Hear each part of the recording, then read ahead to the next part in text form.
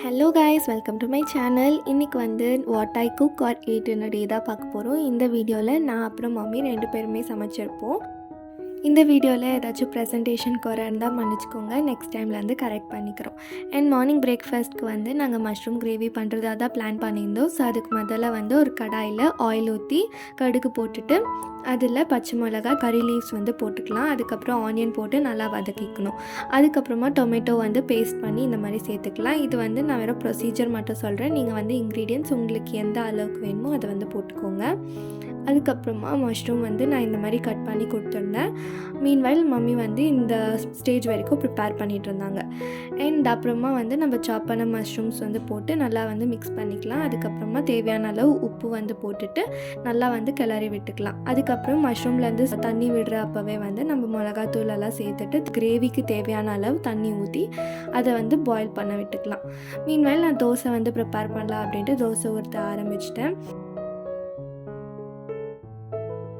இதுக்கு முன்னாடி நான் விலாகில் சொல்லியிருந்த மாதிரி எனக்கு தோசை ஊற்ற பிடிக்கும் அண்ட் ஈஸியும் கூட. ஸோ எனக்கு எப்போல்லாம் சான்ஸ் கிடைக்குதோ நான் தான் தோசை ஊற்றுவேன். அண்ட் இன்றைக்கி பண்ணியிருந்த மஷ்ரூம் கிரேவியுமே ரொம்பவே டேஸ்ட்டாக இருந்துச்சு. உங்களுக்கு டீட்டெயில் ரெசிபி வேணும்னா கமெண்ட் பண்ணுங்கள், நான் அதை வந்து பின் கமெண்ட்டில் ஆட் பண்ணுறேன். அதுக்கப்புறமா மத்தியானம் லஞ்சுக்கு வந்து இந்த மாதிரி நீட்டு கத்திரிக்காய் வச்சு தான் மம்மி வந்து சைட் டிஷ் ப்ரிப்பேர் பண்ணியிருந்தாங்க. ஸோ இது மறந்து போனதுனால பாதி வீடியோ வந்து ஷூட் பண்ண முடியல. ஸோ அதனால் நான் வாய்ஸில் வந்து சொல்லிடுறேன். ஆயில் ஊற்றிட்டு கடுகு போட்டுக்கணும். அதுக்கப்புறமா பச்சை மிளகா, கருவேப்பிலை, அதுக்கப்புறமா ஃபைனலி சாப்ட் பூண்டு வந்து போட்டு நல்லா வதக்கணும்.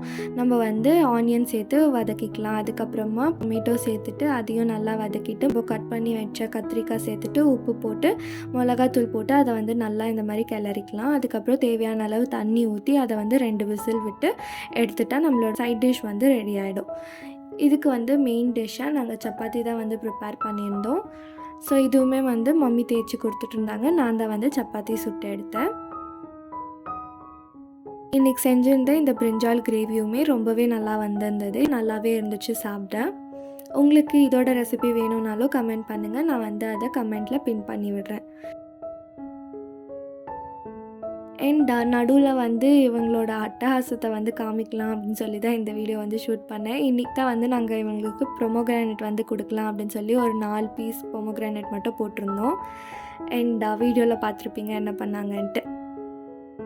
நைட்டு டின்னருக்கு அடை செய்யலாம் அப்படின்னு பிளான் பண்ணியிருந்ததால் இந்த கிளாஸில் வந்து 1 கிளாஸ் அளவுக்கு ப்ரௌன் சன்னா வந்து போட்டுக்கலாம். இதெல்லாமே வந்து நம்ம ஒரு 8 ஹவர்ஸ் ஊற வச்சுட்டு அரைக்கணும். அதுக்கப்புறமா அதே கிளாஸில் 1 கிளாஸ் ஃபுல்லாக பச்சை பயிறு, 1 கிளாஸ் ஃபுல்லாக ராஜ்மா கொட்டை, 1/2 கிளாஸ் வந்து ஒயிட் சன்னா வந்து சேர்த்துக்கலாம்.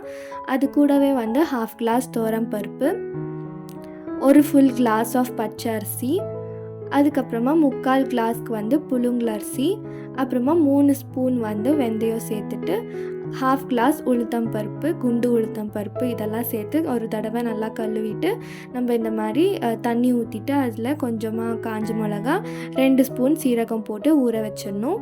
இது வந்து 8 ஹவர்ஸ்க்கு ஊறணும். அதுக்கப்புறமா அதை வந்து பேட்டர் பண்ணி எடுத்துக்கணும். அதுக்கு முதல்ல நம்ம சட்னி வந்து ரெடி பண்ணுற ரெசிபியை பார்த்துடலாம். அதுக்கு ஆயில் சேர்த்துட்டு பூண்டு ஒரு 4 பல் போட்டுட்டு கருவேப்பிலை, காஞ்ச மிளகா, வெங்காயம் இதெல்லாம் ஒவ்வொரு இன்க்ரீடியன்ட் போட்டு ஆனதும் நம்ம வந்து லைட்டாக ஃப்ரை பண்ணி விடணும், இல்லைனா கருகி போயிடும். அதுக்கப்புறமா வெங்காயம் வதங்கந்தும் தக்காளி சேர்த்துட்டு அது வதங்கந்தும் கொஞ்சமாக தேங்காய் வந்து சாப் பண்ணி சேர்த்துக்கிறேன். தேவையான அளவு உப்பு போட்டு வதக்கிட்டு நம்ம வந்து இதை ஆற வச்சு அரைச்சோன்னா நம்ம சட்னி வந்து ரெடி. தாளிப்புக்கு ஒரு கடாய் நல்லா ஹீட் பண்ணிக்கலாம். அதில் கொஞ்சமாக எண்ணெய் விட்டுட்டு கடுகு, உளுத்தம் பருப்பு போட்டு கொஞ்சமாக காஞ்ச மிளகா, கருவேப்பிலை போட்டு அதில் வந்து சட்னியை ஊற்றிட்டு நம்மளுக்கு தேவைன்னா தண்ணி ஊற்றி கன்சிஸ்டன்சி அட்ஜஸ்ட் பண்ணிக்கலாம். இப்போது நம்ம ஊற வச்ச கொட்டைங்க எல்லாத்தையுமே வந்து மிக்ஸி ஜாரில் சேர்த்து இந்த மாதிரி நல்லா கிரைண்ட் பண்ணி எடுத்துக்கணும். நான் வந்து கொஞ்சமாக தண்ணி வந்து சேர்த்துக்கிறேன் கன்சிஸ்டன்சி அட்ஜஸ்ட் பண்ணுறதுக்காக. இந்த மாதிரி ஒரு கன்சிஸ்டன்சியில் வந்து அது இருக்கணும்.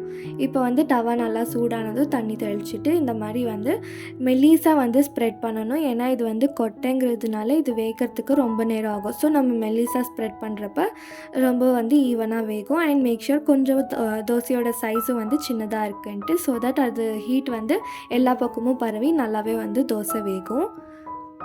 இதுவுமே ரொம்பவே டேஸ்ட்டாக இருந்துச்சு. கண்டிப்பாக ட்ரை பண்ணி பாருங்கள். இது ஒரு ரெசிபி வந்து என்னால் முடிஞ்ச அளவுக்கு நல்லாவே ஷூட் பண்ணி எக்ஸ்ப்ளனேஷன் வந்து கொடுத்துருக்கேன்.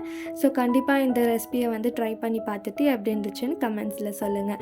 அண்ட் வீடியோ பிடிச்சிருந்தாலும் லைக் பண்ணிவிட்டு சேனலுக்கு சப்ஸ்கிரைப் பண்ணுங்கள். உங்களோட கான்டென்ட் சஜஷன் ஏதாச்சும் இருந்தால் கூட ஹெசிடேட் பண்ணாமல் கமெண்ட் பண்ணுங்கள். தேங்க்ஸ் ஃபார் வாட்சிங். Tata, bye bye.